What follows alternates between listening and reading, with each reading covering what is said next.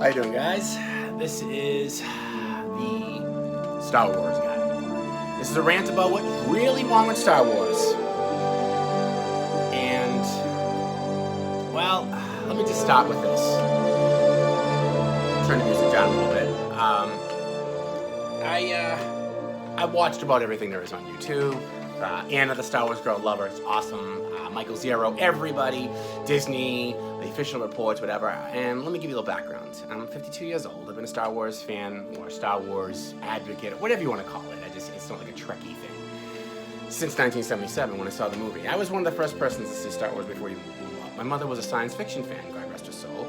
All through the 60s and 70s. So when Star Wars came out, a lot of people were kind of like, well, what's this? You know what I mean? Because, I mean, the science fiction that I've been exposed to before Star Wars was Space 1999 and Star Trek. Those are two major things, and I love those, still do to this day. Star Wars is much different. Now, what is Star Wars? I got to see it. I saw it in May of 1977. There was like 7 people in the movie theater. No one knew what the hell the thing was. And, of course, we know what happened. It exploded. But here's the drill. What's wrong with Star Wars? Well, let's start with the big problem. Really simple one that most people haven't talked. It's like a big giant elephant in the room. Who fucking wrote it? The only one that I know that wrote it has the initials G.L. George Lucas. Yeah. So, if he created it, it's his story, right? Essentially. Now, he put it out there in the world and everyone's like, oh yeah, he did this. Oh, the prequels sucked. Actually, I love the prequels, but I'm not going to get into that. It's his story, initially. So it's what he wants to do with it and how he did it. Now, there's other people that have written in the EU, and trust me, I was one of the first persons that even before the EU was the EU, one of the first books licensed to be written about Star Wars was in 1978 by Alan Dean Foster, an already established science fiction writer, and the name of the book was A Splinter of the Mind's Eye. I loved it. I read it about 20 times when I was 10 years old. It's a Luke and Leia story. If you don't know what it is, go check it out, okay, if you haven't. But please, most Star Wars fans will know what it is. It's really the first EU story, okay, that extends beyond the parameters of that original first trilogy, which wasn't even a trilogy. Okay, now about Star Wars. Let's talk a little bit about the background of it. I'm a historian by trade. What I do for a living, I have a PhD in history, I do history. So, fits right into Star Wars, which is based on history. Sorry, guys. Star Wars is derivative, okay? Come on now. If you're going to be, completely, linear about it, Star Wars copies 2 major science fiction theories. 1, Edgar Rice Burroughs' John Carter, Warlords of Mars, and 2, Frank Herbert's Dune. If you've read them, and you're familiar with them, and you see the similarities, I don't have to say anything else. If you haven't, get with the program. Seriously. So, in itself, Star Wars is derivative. Let's get back to George Lucas for a second. George, little side note here I want to say on YouTube. Hopefully he'll see this, but probably not. George, make race car movies. At least 2 or 3. Come on. I love frickin' Rush with Ron Howard. Ford versus Ferrari.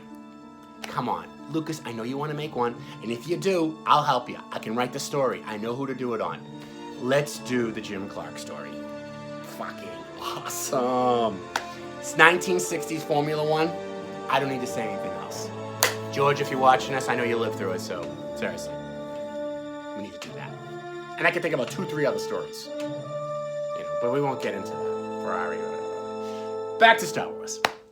Which, by the way, the pod racing scene, loved it. Basically, it was an SCCA car racing thing. I was just waiting for Lucas to break out into like an announcement about pitting and car strategies, tire changes. I mean, it was basically that. Just like what space aliens and stuff. Who cares, really? But car racing. So, Star Wars. Okay, so how long have I been into this? December 1977, Christmas. I still have it. This was my book. I've read this so many times and traced it so many times, I could memorize it. I love this. Joe Johnson is my hero. The next thing I got at Christmas that morning was, of course, the portfolio. Now this portfolio, holy shit, I've opened it up how many times? Look at this thing, it's hanging by a thread. How old is this? This is pretty old. This to me is like, it's like, Illa Justus Requiem, the Holy Bible of the, oh my God, Indy, not of this earth. Oh, totally. This, okay. So yeah, I'm a Star Wars fan, okay? But I haven't said anything. What's wrong with Star Wars today? Okay, you're all right and you're all wrong. And Disney, you fucked it up. I'm sorry. My question to Disney is this, and it's simple. Nothing against Disney. Not that I ever grew up with Dumbo and all that shit.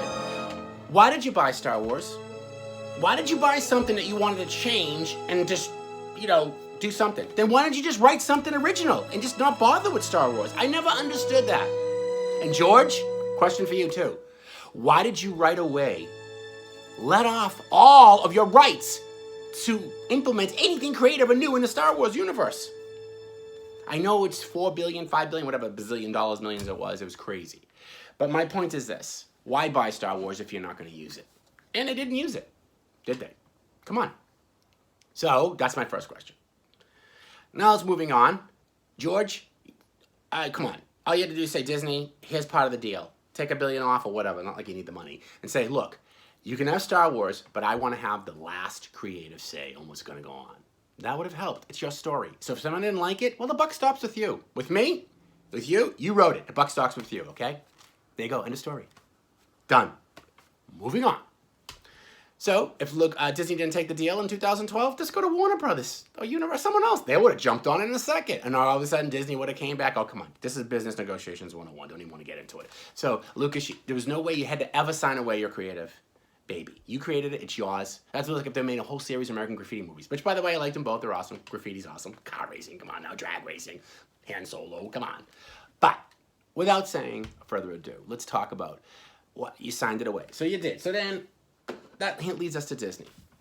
I saw Force Awakens. I was like, okay, I'm going to check it out. Because, I mean, I saw the prequels. Loved the prequels. Thought they were good. I mean, it was an extension of the story. It was a Skywalker prequel story. There you go. Cool. Did you agree with everything Lucas did? No. People say, oh, I hated Jar Jar. I hated this. You know what? That's him. He did it. Okay, you don't like it? Tough shit.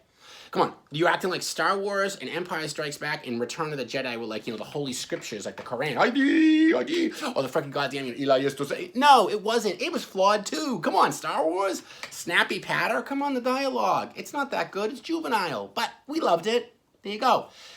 Empire was a little bit more sophisticated. Not terribly, but a little bit more. And then Return of the Jedi, a bunch of little fuzzy guys running around, Ewoks. Come on, Vietnam, overthrowing established authority. I mean, come on, well-trod event. Okay? The prequel series, come on. Senator Chancellor Palpatine, come on. Is that not Adolf Hitler? I mean, seriously, the rise to power, instead of calling him the Führer, they call him the Emperor. I mean, come on, same thing. So let's go. Let's not even talk about that. You accept Star Wars for what it is. It's George Lucas's baby. That's it. Okay? Go with it. Now, Anna, the Star Wars girl, I want to make a shout out to her. I watch her. I subscribe to her. She's pretty cool. She's cute. She's like my daughter. I mean, I'm the creepy old man going, ooh, baby, she's hot. Yeah, no, I'm not like that. For Christ's sakes. She's a child. She's the same age as my son. But listen to me. My son's a Star Wars fan, by the way. Just like she is. So here's my problem. And she addresses a lot of these issues, and she's a very talented and interesting woman. I like what she writes. I like what a lot of you guys write. Even Michael Zara, who's out there. He's out there on left field. But he's great. He's stirring the pot. That's what you got to do. Will Disney listen? Probably not. Okay? Diversity in the Star Wars stories. Everyone's like, oh, it's all about diversity, this and that. Yeah, I'm the most diverse guy there is. For fucking Christ's sakes, my hero is Frank Zappa. What did he say? Minds are like parachutes. They only work when they're open. Well, Disney, your mind's not very fucking open, is it? No. Diversity is everybody. That includes white guys like me. Sorry, you know, if you don't have white guys, then you're not diverse. But you have to have everybody, okay?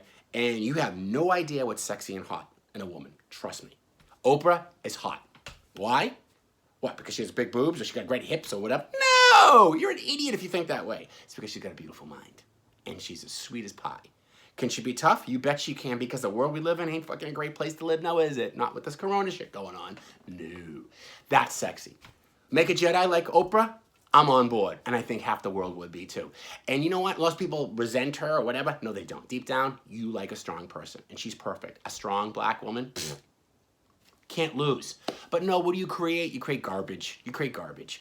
You create well-trod ideas that you think what people want to see. No, no, no, no. You need to go with creativity, okay? Lucas was creative and diverse for his time period. There's three main characters. Luke, Leia, and Han. Granted, 2 white males and a white female. But he had a woman in there in 1977. Remember, do not take it out of historical context. In 1977, that's pretty handy. 1980, he introduces another main character, a black male. Billy D. Williams as Lando Calrissian. Okay, so that's pretty diverse for its time. Okay, diversity wasn't a thing in 1980. Trust me, I lived through it. So if you're trying to implement something that exists now onto an earlier time period, you are chronologically wrong and retarded.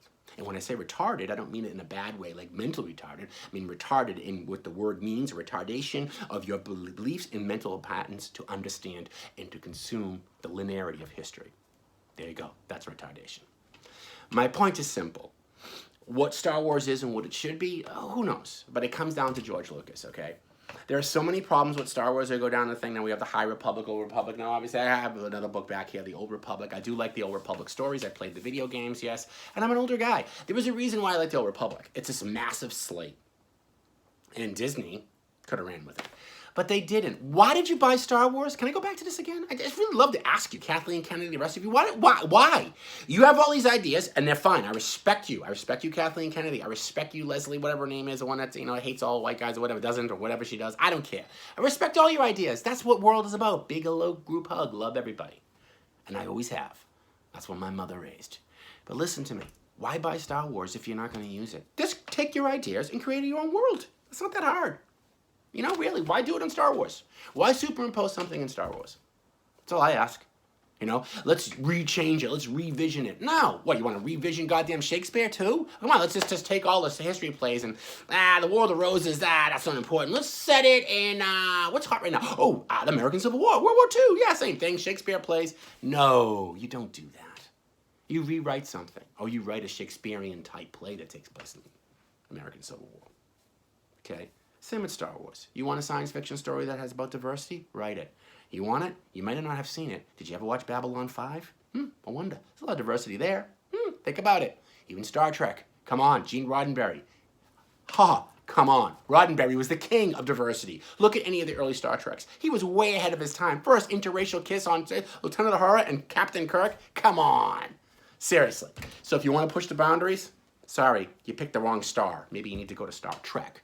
But it can all be done. Create your own stories. That's all. There's so many good sci-fi stories out there. But let's get back to Star Wars, why I love it. Well, it appeals to a demographic, yes, possibly white males, maybe, maybe not. It appeals to a lot of people, okay?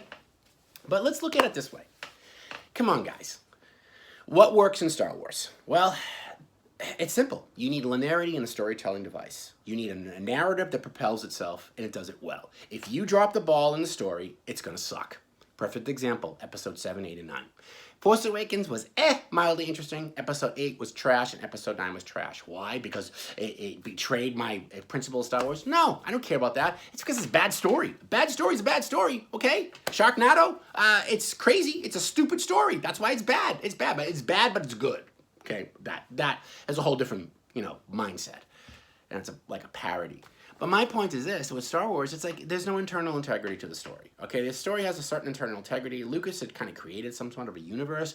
You should stay within those parameters. Can you add to it and augment? Of course. But you can't go crazy and do stupid shit. Okay? First of all, episode 7, 8, and 9 were inextricably tied to 4, 5, and 6. Okay? And you tried to run away from them so far. And when you do that, you lose the roots and foundation and the edifice in which the whole structure is supported. There you go. Storytelling. Sorry, you screwed up. Well, whatever. Did I buy the stuff? No, not my thing. Not my thing. Old Republic was awesome. One of the reasons why Old Republic worked so well as a storytelling device and why it would be the awesomest movie in the world, and if you had me run it with Favreau and the rest of them, kick their fucking asses totally will. They're cool. I love them, but they need a little ass kicking every now and then because I know what's right. Because George and I, race car movies! Not just teasing. But what I'm saying is, Old Republic worked for a very simple reason. It wasn't connected to the Star Wars universe that we knew and loved. It was different. It resembled it, and it gave like a historical background to it. It was awesome. It was like the causes of World War I. World War I is itself, 1914 to 1918. I teach this to my students. The causes from 1870 to 1914 that build up to the war, where it came from, all those causes that go back. And then if you go back before 1870, before the unification of Germany, you go back to the Napoleonic Wars, then you go back before that, then you have this whole thing. That's Star Wars. That's history, guys. That's why Old Republic worked. Old Republic is talking about, like, let's say, early modern period versus World War I. If we're going to put in a macrocosmic linearity to it, not actual years. That's what it's like. So there is some resemblance to it. There is some echoes of the world of Star Wars that we were first introduced to in 1977. But it's a new universe. It's the beginnings. That's why it worked. It was awesome. It had the story of redemption. Come on, Revan, the redemption story? Can't get any better than that. You want a powerful female Jedi? Boy, man, you guys have really missed the fucking mark, all of you. And you too, Anna. I love you, girl there, Star Wars girl, but how about Bastila Shan? Holy shit! Kick-ass Jedi, female, perfect. Just take her, put her out there, and it works. There you go. There are so many good characters that were created in the original Old Republic story that I'm just surprised they ignored it. But whatever. Do your High Republic story, that's fine. But again, you're recreating a whole new storyline. For what? Why'd you buy Star Wars? Why don't you just call it Manga War or whatever the hell you want to call it and do the same thing? It really doesn't matter. I don't understand why you bought Star Wars, and I don't understand why Kathleen Kennedy, you're doing what you're doing with it. Why don't you, your ideas are great. I have no problem with them. Make another story. I'll watch it. But don't call it Star Wars. That's all. Okay? That's all I'm asking. So back to the Star Wars stories. What they should do and what they shouldn't do. I don't know. I may do a couple more podcasts like this. I'm just gonna call it as it is, shoot from the hip kind of guy, and that's what it is. I've been silent for many, many years. I've been a Star Wars fan, as you can see. This is my proof for a long time. I've been watching all the movies. I'm objective. I'm a pretty cool liberal guy. I think everybody's good. And let me give you my little philosophy on life about diversity and everything else. And I've experienced it from both sides too. Diversity is like this. I give people equal opportunity for everything, person, living thing on this planet to be an asshole. Because, right, there's good people, there's bad people. I don't care if they're black, I don't care if they're lesbians, I don't care if they're transgender, I don't care if they're white, I don't care if they're red, pink, blue, it doesn't matter. There's nice people and there's assholes. There you go, simple as that. And if you ignore that, and to make a point, that's fine, that's exaggeration. But make it clear that it is an exaggeration. Don't make it clear that all black people or all Asians or all Native Americans are great people. They're not. There's good ones and bad ones. And there's good people, white people, and bad white people too. There you go. That's the world we live in. It's not black and white. It ain't simple. It's gray. Okay? So back to Star Wars. Should it be a political platform? No. You do that, it becomes a didactic, dogmatic piece of garbage that nobody wants to watch. So seriously, do you want to inject some political ideas in it? Sure, it can be done. Star Trek did it very brilliantly with Gene Roddenberry stories. Sometimes not so subtle, but sometimes very subtle. Star Wars even did it at the beginning with George Lucas and then later on with the prequels. Yes, it can be done. But it needs to be done when you're like adding cinnamon to a recipe. Don't put too much in because you don't want to overpower the storyline with your didactic political agenda. See what I'm saying? What you do is you want to get it in there and let the kids understand. The best way to teach in a movie like this is to present the ideas out there in a very objective format. Let the audience draw its own conclusion. Don't draw it for them and don't lead them, because then you will see how powerful a movie can really be. When they come to the conclusion and say, you know, the world does need to be more diverse, and I think everyone should be included in it, and not just a single agenda, but everyone's agenda. Okay? Now we're talking. But that's not easy to do. No, it's not taking the lead pipe and beating you over the head in the movie. That's got to be subtle, and that's got to be well written, and that's got to be a well self-propelled narrative that knows how to run an arc of story into a climax and a denouement, the whole deal. So, my complete advice to Disney, now that we're in the corona pandemic and everything, reboot. Just think of it as a 1.1. Reboot it. Get better writers. Who are the good writers? I can name a couple, but hey, who gives a shit? My opinion's worth crap. Go find good writers and don't find political ones. Personally, I like Lucino, Drew Capashaw. I like them. They're pretty good. Yeah, they're white guys. I know. Oh, God. There's quite a few female writers that are really good. I say you get all kinds of writers on board. And maybe, think of this. Maybe get some writers that aren't involved in Star Wars. Maybe that have like a kind of a passing on information in it. Because sometimes they can see things that people that are too deeply entrenched in the world can't. That would bring diversity. Yeah. Thinking? You think? I think so. These are just my opinions, whatever they're worth. And this is my rant about Star Wars. I just thought I'd start it and say, hey guys, let's talk about this. I'm going to call this, I think, the Ranting Star Wars Guy. That's what I'll call it. Yeah, that's pretty cool. Ranting Star Wars Guy. That's the name of my story. I'll probably post one of these maybe once a week or so, or whatever. 20, 25 minutes until you guys get bored.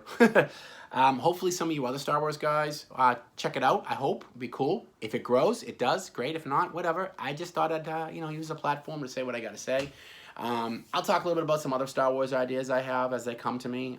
Again, this is not scripted. I don't sit here and think about it. I just sit down and watch things and boom, there you go. This is completely ad-libbed. And that's just the way it is. And that's the way I think it should be. All right? So, comment sections. Love to hear what you guys got to say. That'd be awesome. Number 2, I'd also love to see, maybe some guys subscribe to it, whatever. Let's see what happens. This takes off. I'll do more. You guys want it, I'll do it. If you don't, whatever. No skin off my back. All right?